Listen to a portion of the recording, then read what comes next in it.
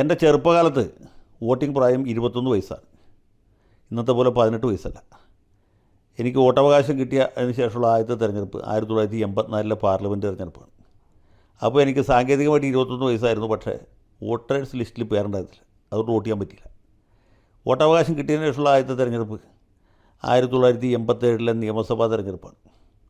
Vote ചെയ്യാൻ പോകുന്ന സമയത്ത് എൻ്റെ അമ്മ വലിയ കോൺഗ്രസ്സുകാരിയാണ്. അമ്മ എന്നോട് പറഞ്ഞു, കേന്ദ്രം ഭരിക്കുന്ന പാർട്ടി തന്നെ കേരളം ഭരിക്കുന്നതാണ് കേട്ടോ നല്ലത്.